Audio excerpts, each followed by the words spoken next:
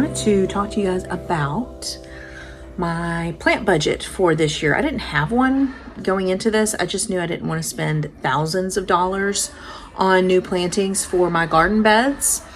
Mulch costs, I'm estimating somewhere around $100 to mulch the front and the side yards. And then there's a little bit of a bed in the back. Of course, I've got a kid coming in making all kinds of noise right when I need to film this video. That's what she's like. Of course, I have my planters out front. The cost of that, it appears to be, I've got some, about $27 or so. I had some bachelor's button in there, some daisies, some Cuban oregano. I ended up later in the summer season putting some petunias in there. So all in all, $30, let's just estimate. My back planter, my window box, I've got some Coleus begonia, some impatiens. The impatiens were free. I snagged those off of my HOA Facebook page. The Coleus and begonias, let's see, begonias are not cheap. Those are $12. So about $20 for that. And that lasted me all season along with my front planters. Oh, I did add some lemongrass to my planters. I'll need to add that into my landscape spreadsheet. I'm doing this all on a spreadsheet to figure out what my total cost is for spring and summer of 2024. And I have had some fall plantings in there as well. So out in my front bed, I've got all kinds of fun things. I've got an arborvitae, that one I've shown you guys before that has a little bit of a red hue to it. It's called the Fire Chief. I've got some Blue Star Juniper. I got one of those, $30 on sale at Lowe's. That was a good deal. And I love having that blue to contrast with the chartreusey greens, the kind of more lime greens, and then of course the deep greens of the holly and the boxwoods as well. Of course, I'm trying to revive some of my boxwoods that had some issues with potentially boxwood blight. If not that fungus issue, potentially just the hard freeze that we had over the winter caused some dead spots in those. So I pruned those out and I'm trying to get those back on their feet. And I'm willing to be patient for that. I realize that that's not necessarily the easiest way to go, but it is the most cost efficient and economical if we have success with that. I've also got a Heucherella, I think that's how you pronounce it, out there. That one really brightens up a dark space in my beds. Some Dianthus, that's performed pretty well. Gara, which of course I always talk about, was just the best thing to buy. That was $12. I bought that at the nursery. And the blooms on that have been fantastic. So my strategy with these plantings is to buy one or two at a time, because again, I'm focusing on the long term of my beds. The perennial performance next year in spring of 2025 will really be apparent. And so at that point I will know, okay, let's buy more of this to create a drift effect where I've got not just one or two plants, but I've got several. I think that that's gonna look better to the eye. I don't have a huge space that I'm working with. I'll try to get you an estimate of just the square footage we're talking about here, but I'm talking about a front bed, some side beds. My back beds I don't focus on too terribly much because I've got a lot of trees. I did plant 6 green giant arborvitaes in the backyard, and those were about 10 feet tall at the time. So those were more mature trees. I spent a couple grand on those, but again, that was 3 years ago. So all in all, oh, I did want to mention the barberry bush that I purchased in the spring.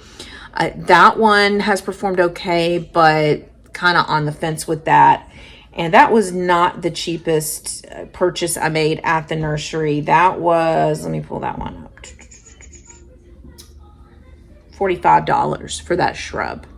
But those get pretty big and I'm not anticipating that I need more. My quick fire hydrangeas, I've shown you guys, those are $30 a piece, $60 total for that side garden bed. That was where I had to pull some rose bushes because they had something called rose rosette disease, which is, understand, you just have to pull those rose bushes completely out. They're no good to you anymore, and you do not want to replace them with roses for quite some time. So I just went ahead and replaced them with hydrangeas. Now that is a south facing wall, so that gets full sun all day long. So I had to make sure I did my research before I put plantings in, because of course we don't want our plantings to die. The only one that died, I think I've told you guys, is that rhododendron, which set me back, I'd say $30. I'd say I'm in the hole at this point with dead plants. All in all, about $50. So really not too terrible. Of course, next year's going to be the true test to see how successful we are. Because of course, the new plantings I purchased at the fall plant sale, the ones that I've put in the ground, like the hyssop and the coneflowers, black-eyed Susans, things like that, I'll really have to be watching to see if I want to plant more. Because like I said, I just planted one of those. Now they could seed themselves and spread. It'll be interesting to see what happens. My long-term strategy is really, or my strategy, I should rephrase that, is about the long term. So what is most important to me is that I create beautiful garden beds that can stand the test of time, have plantings that can last 3 or more years, that will give me the most bang for my buck. Because if you've been to the plant store, the nursery, anytime recently in the last few years, you'll see that you get some sticker shock with some of these items. Now, the most expensive shrub that I bought this year was the oak leaf hydrangea, which, full disclosure, looked brown spotty when I bought it, when I purchased it. But I spent $60. That's the most expensive shrub that I bought. So, you know, the oak leaf hydrangea is native and deer like it, but fortunately for me, I put it in an area that's enclosed. There's a fence, so they can't get to it, and it's away from the fence, you know. So the leaves have not looked good on it the entire summer. And I did put some neem oil. That didn't do much. I did see a Japanese beetle on there one time, which was odd. I thought I would have seen more, and I was checking. But that's one that I'm hoping, you know, will really come into its glory next year or the next summer after that. And maybe I can plant some more. I'm putting this hose right around the bottom tree line.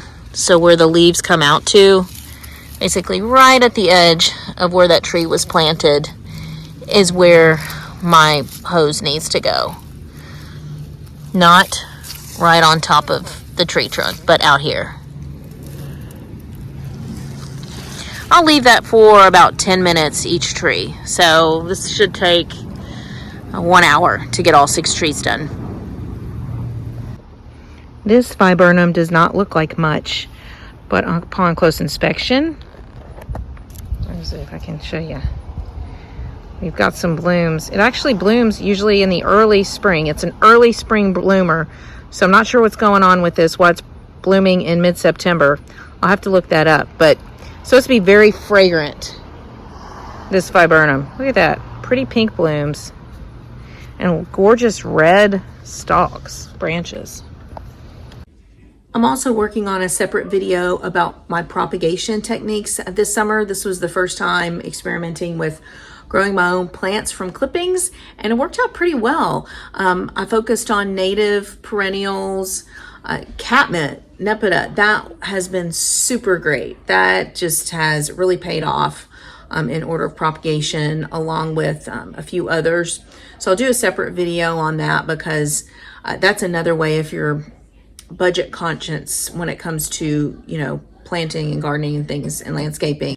Thanks so much for watching my video. I hope you'll subscribe and share with your friends, and look for the next video that is going to be revolving around the subject of gardening zones. Here in Northern Kentucky, we are in 6B. I'll explain in that video what exactly that means, how to maximize your gardening efforts with those numbers in mind. Take care.